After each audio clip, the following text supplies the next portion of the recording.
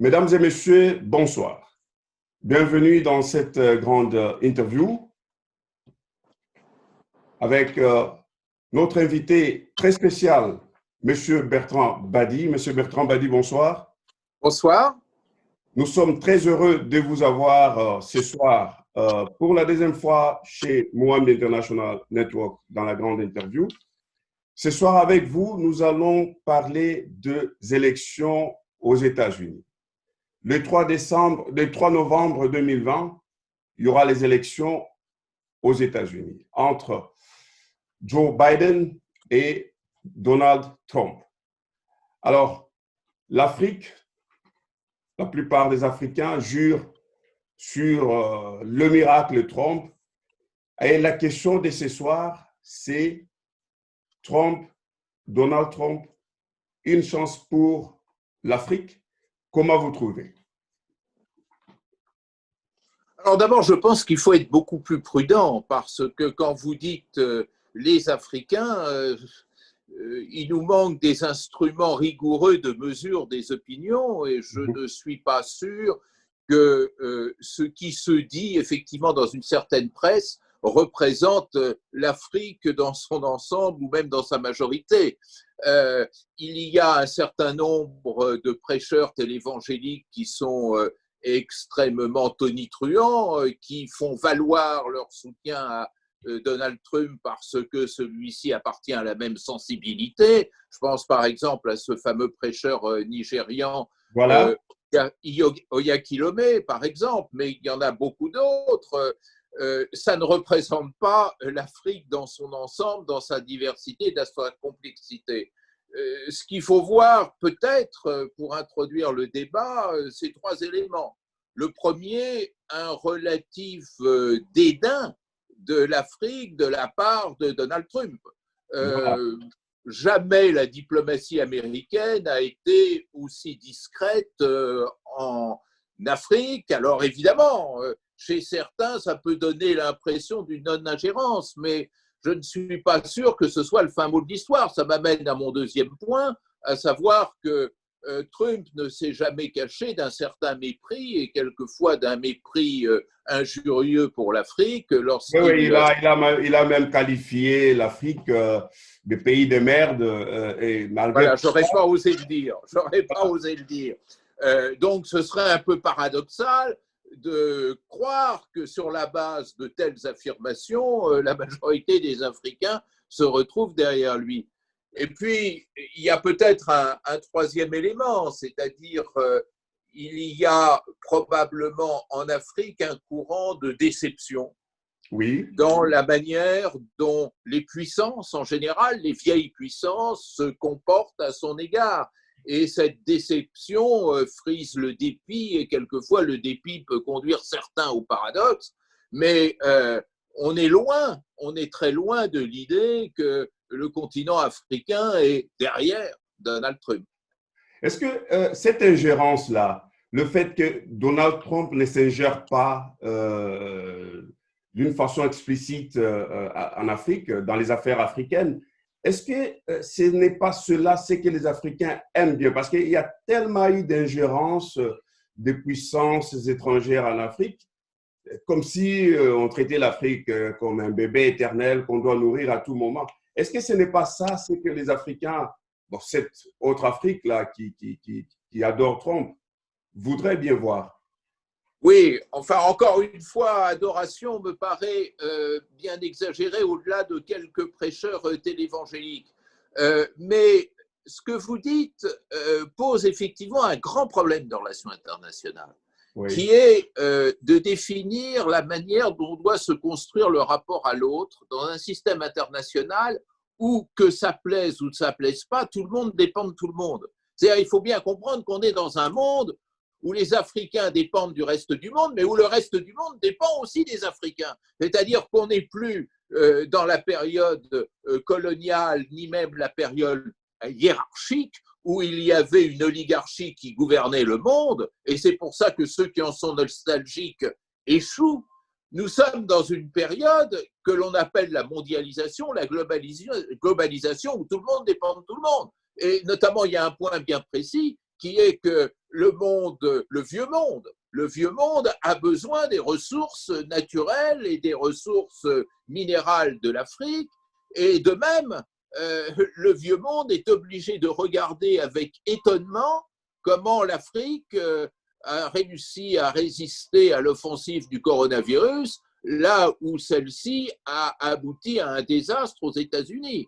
Donc on voit bien que la vieille idée que tout réussit aux vieilles puissances et que tout est catastrophe dans le nouveau monde, le monde du Sud, est une idée qui ne tient plus aujourd'hui. Alors quand vous dites l'avantage de l'Amérique trumpienne, c'est qu'elle ne s'ingère pas et donc ça la rend plutôt sympathique, le problème, il n'est plus tellement là. D'ailleurs, les États-Unis n'ont jamais été une puissance coloniale au sens strict du terme. Voilà. Donc le problème est tout à fait différent, c'est au-delà de la mémoire coloniale et des traumatismes qui l'accompagnent, comprendre comment insérer l'Afrique dans la gouvernance mondiale. Et soyez sûr d'une chose, c'est que l'administration trumpienne ne s'intéresse pas du tout à cette question, qui est pourtant la question essentielle. C'est-à-dire de deux choses l'une, où l'Afrique parviendra à s'associer à la gouvernance mondiale et donc prendre en charge la part conflictuelle qui la frappe, les besoins de sécurité humaine qui sont les siens en matière alimentaire, en matière sanitaire, en matière environnementale, en matière économique, en matière commerciale, où elle restera encore à l'écart. Et si elle reste à l'écart, ça sera le malheur pour tout le monde. N'oubliez pas une chose, c'est que deux choses, si vous voulez, pour illustrer mon propos. La désertification augmente au Sahel de 10 cm toutes les heures, ce qui prouve que l'Afrique est au centre de la tourmente climatique et elle ne pourra s'en sortir, non pas que si les autres s'ingèrent ou ne s'ingèrent pas, mais si elle est associée à la gouvernance du climat mondial. C'est ça la vraie question. Et là, M. Trump se moque éperdument de l'Afrique et des possibilités qu'elle pourrait être associée à la gouvernance mondiale. Il ne le souhaite même pas. L'autre exemple que je voudrais donner, c'est dans un autre secteur, qui est le secteur alimentaire. Dans le secteur alimentaire, vous avez 825 millions d'êtres humains dans le monde qui ne mangent pas à leur faim, et l'Afrique en a, hélas, une très très grande partie, plus de la moitié. Et il faut bien que l'Afrique dise son mot et soit associée à la gouvernance alimentaire. Et enfin, je dirais les conflits. Il y a un conflit au Sahel, tout le monde donne son avis sur les conflits au Sahel, tout le monde prétend les régler, mais on ne laisse pas l'Afrique gérer ces conflits. Regardez, lorsque le Mali a pris une initiative pour libérer un certain nombre d'otages, comment les vieilles puissances ont hurlé en disant « vous l'avez fait sans nous consulter », ce qui est quand même quelque chose d'ahurissant, n'est-ce pas? Des Africains arrivent à libérer des Africains, ce qui est quand même un progrès, n'est-ce pas? Et ils réussissent même à libérer d'autres qui n'étaient pas africains, comme Madame Petronin, et on leur reproche d'avoir pris leurs responsabilités dans ce domaine. Donc c'est ça le grand problème. C'est pas de savoir si M. Trump s'ingère ou ne s'ingère pas, c'est de savoir comment et dans quelle mesure on laisse l'Afrique gérer ses problèmes et surtout on l'associe à la gouvernance mondiale. Mais quand vous dites si on laisse l'Afrique gérer ses problèmes, est-ce que avec toute cette ingérence qui s'est déjà intégrée dans les problèmes non seulement de l'Afrique, les problèmes mondiaux, si on va en Irak, il y a déjà la présence des autres puissances, c'est la même chose en Afghanistan, et en Afrique, c'est la même chose. Est-ce qu'il y a des problèmes purement africains? Moi, je pense que ça n'existe plus. Si on laisse, si on s'est dit, bon, voilà, on ne s'ingère plus, les uns ne s'ingèrent pas des autres, est-ce que là, c'est vrai? Ça va se passer comme ça? Alors, vous avez tout à fait raison de dire ça, et on est au centre du problème. C'est-à-dire que ça rejoint ce que je disais tout à l'heure, tout le monde dépend de tout le monde, donc il n'y a plus, je dirais, de problème isolé. La notion de problème isolé ne fait pas sens. Mais il ne faut pas, à partir de là, tomber dans l'excès inverse. et considérer que dans ces conditions, eh bien, tout doit être fait par une sorte de deus ex machina, une sorte de divinité globalisante qui réglerait tous les problèmes.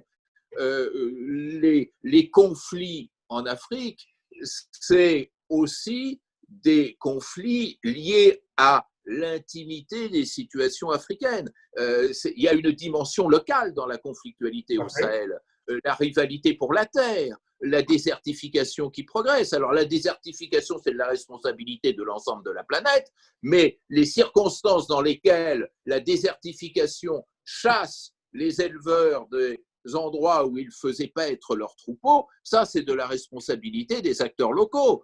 L'aménagement foncier qui dérive de cette transformation écologique, c'est aussi de la responsabilité des autorités locales.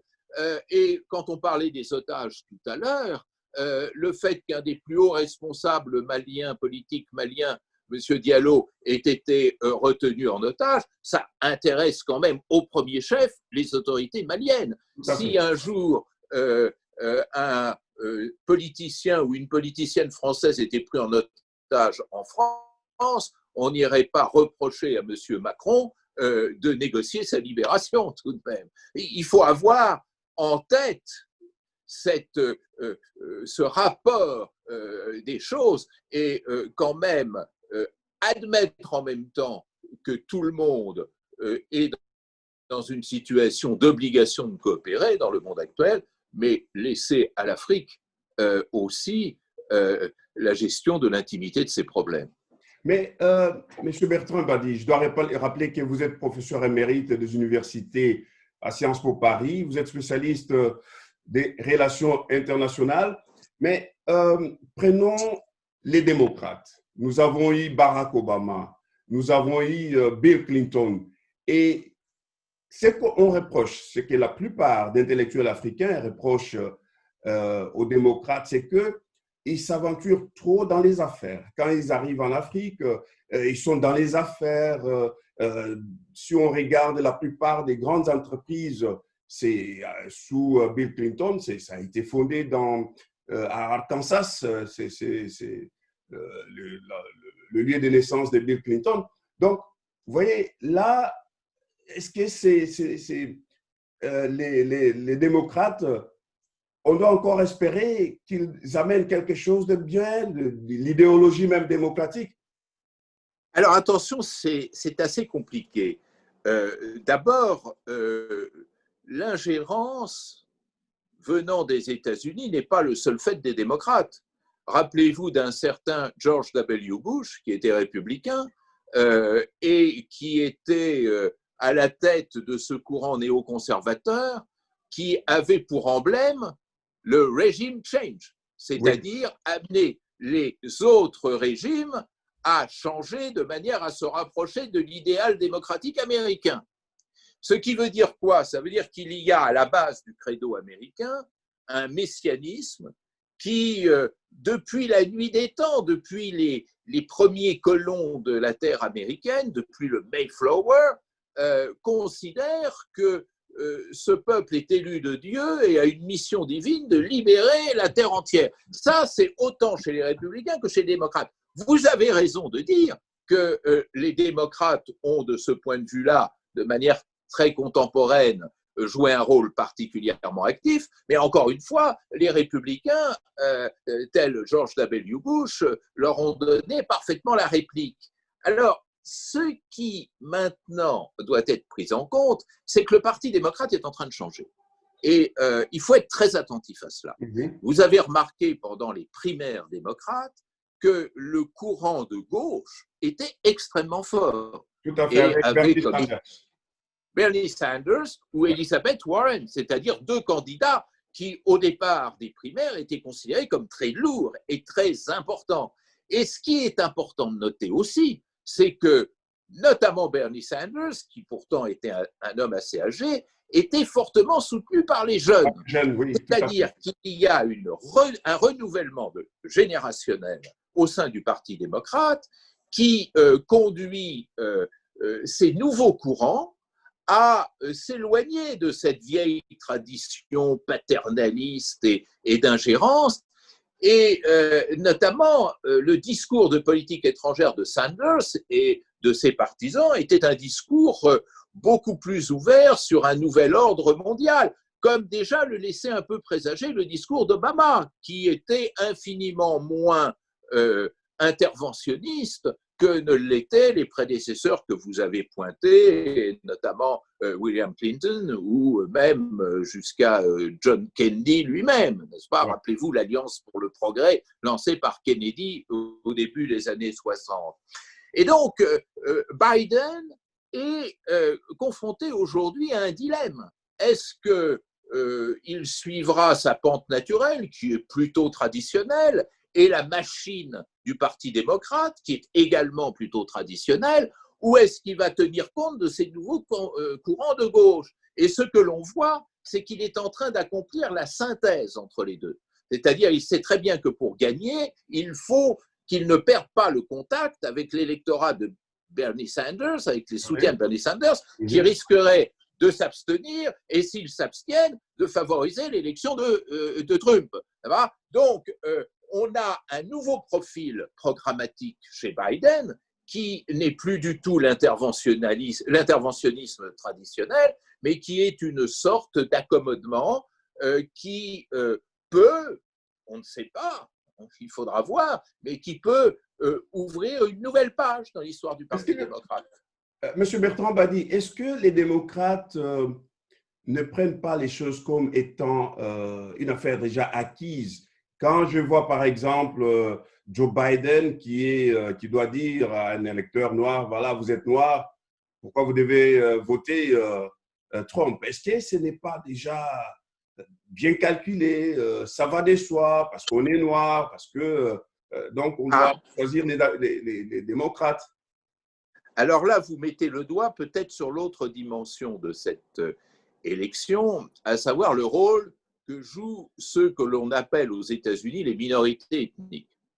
Alors, première remarque, l'addition des minorités ethniques est en train de faire une majorité, ce qui est intéressant parce que le WASP, vous savez, White Anglo-Saxon Protestant, tente à devenir minoritaire, ce qui le met de mauvaise humeur et qui explique cette radicalisation identitaire racialiste que l'on voit dans le trumpisme.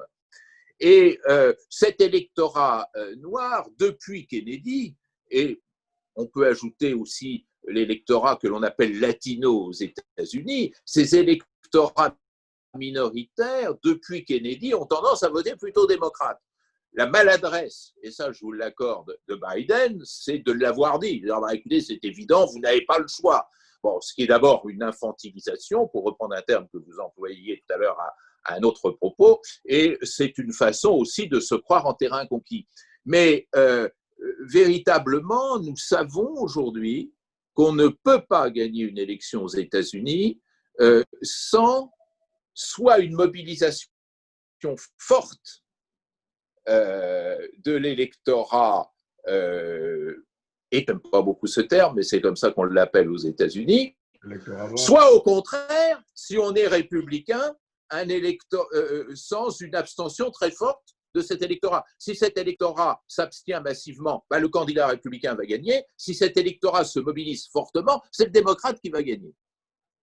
Et vous voyez, vous avez un regard très critique par rapport à, en fait, très précis, hein, je dois dire, par rapport aux relations internationales. Et quand on regarde la position de la Chine ou de l'Europe, est-ce qu'il y a une certaine préférence entre Joe Biden ou Donald Trump? Alors, pour l'Europe, il n'y a pas de problème. Pourquoi? Parce que l'Europe est nostalgique du passé bipolaire et de la guerre froide. L'Europe, sans l'avouer, parce que c'est un peu honteux, regrette le temps où sa sécurité était entièrement entre les mains des États-Unis et qu'elle n'en avait pas. Pourquoi? Parce que l'Europe, aujourd'hui telle qu'elle est, hélas, est incapable de produire une politique étrangère et de défense commune. Il y a trop de différences entre les pays européens. Et parce que, d'autre part, l'Europe ne veut pas payer pour ce que représenterait une défense et une politique étrangère totalement autonome. Donc, L'Europe est et reste, même si elle dit des choses différentes, terriblement atlantiste. Or, Trump, lui, n'est pas atlantiste. Il considère que l'Europe est un fardeau. Oui. Et donc, les Européens ont peur que un second mandat de Trump aboutisse à la dissolution de l'OTAN et à la séparation réelle et concrète entre l'Europe et les États-Unis. Donc, l'Europe retient son souffle, espérant que Biden sera élu et qu'on continuera comme avant, parce que Biden, c'est un peu continué comme avant, c'est-à-dire avant 2016, n'est-ce pas? Du côté de la Chine et de la Russie, c'est beaucoup plus compliqué, parce qu'on est partagé. On n'aime pas Trump, notamment la Chine qui ne cesse d'avoir des problèmes tant sur le plan commercial que sur le plan géostratégique avec l'administration trumpienne. Mais en même temps, Trump commet tellement d'erreurs, tellement de bévues, tellement de maladresses que vous préférez quelque part avoir un partenaire ou un adversaire faible, contestable, critiquable, qui ne fait pas l'unanimité. Il ne faut pas oublier une chose, c'est que quand Trump a pris ses grandes décisions, il n'a été suivi par personne. Voilà. Quand il a déménagé l'ambassade des États-Unis à Tel Aviv vers Jérusalem, il n'y a que le Guatemala et le Paraguay qui l'ont suivi. Ce n'est pas un score extraordinaire pour une superpuissance. Quand il a décidé de sortir de l'UNESCO, il n'a été suivi par Israël. Ouais. Et donc, ça veut dire quoi?